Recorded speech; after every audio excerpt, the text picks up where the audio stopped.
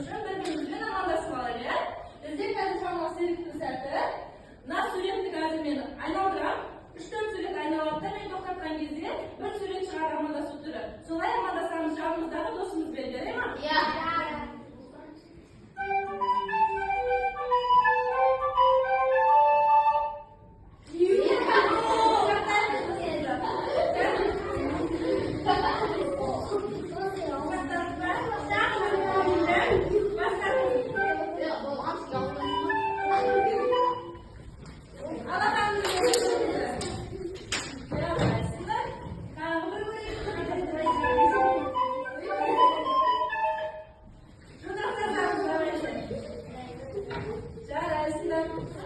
Алдымызda неше түрлі суреттерде компьютер құрылғылары.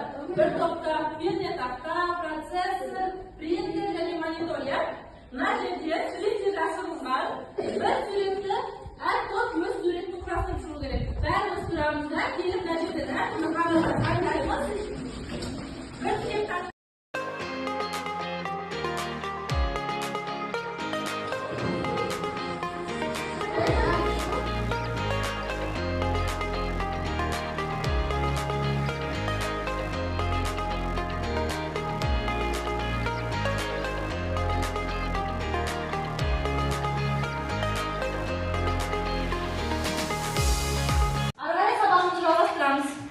Birinchi topimiz pernetaqta topi, ikkinchi top protsessor topi, uchinchi top printer topi, to'rtinchi top monitor topi.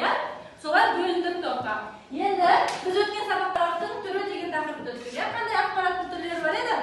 Matn bilasan? Ayta qo'y. matn axborot. Aha, to'g'ri, 4 tur bor.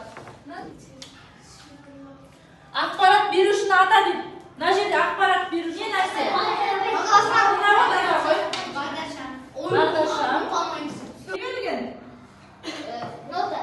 Ayşe, ayta qo'y. Qanday axborot bu? Suratga qanday axborot ko'zi berilgan? Aslibek ayta qo'y. Rasmdami? Qani ko'ring. Durust. Bugun o'tgan taqribimiz ikkilik axborotni usunuv degan taqrib. Ikkilik axborot nima degan taqribda o'tamiz.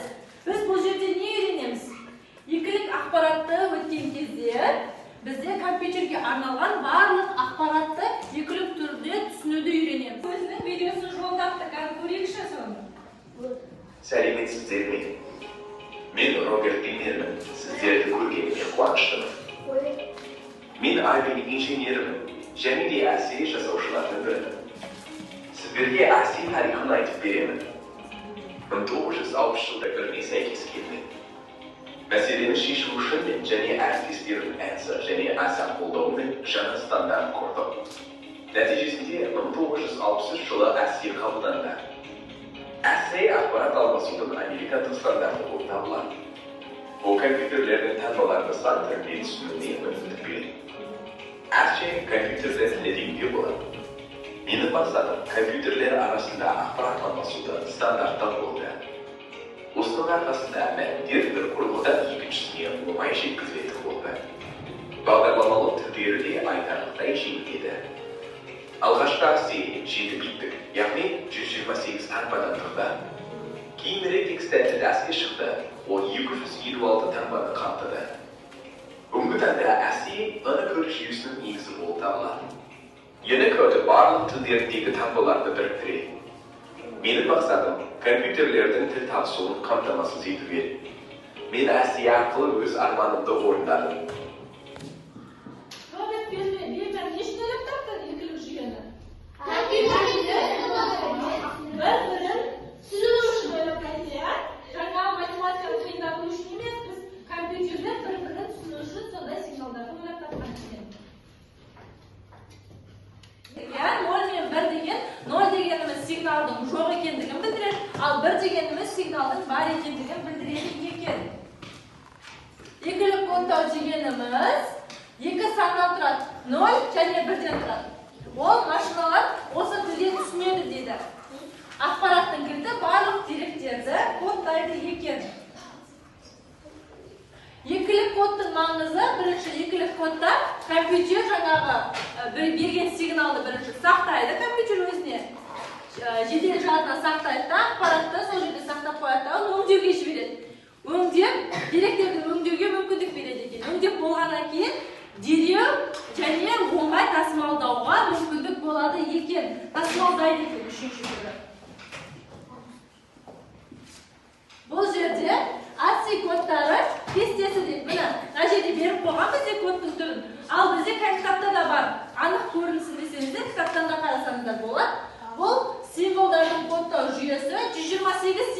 bo'ladi ekan, yana barliq kompyuter tushunadigan kodning turi ekan.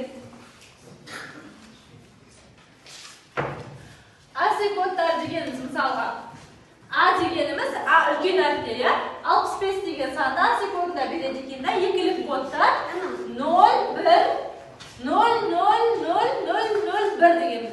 Masalan, bu yerda 0 deganimiz signal yo'q. Bir knopkani bosasiz signal bosilmaydi.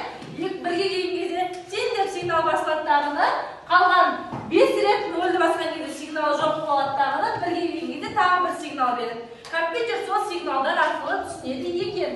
Bu yerda yana tag'ida mana hozirda ikkilik kodlarni kundalik umrda qo'llanilib yurgan turi QR kod. Biz kompyuter orqali немесе nechta turli qurilmalar orqali QR kodni skanerlay olamiz.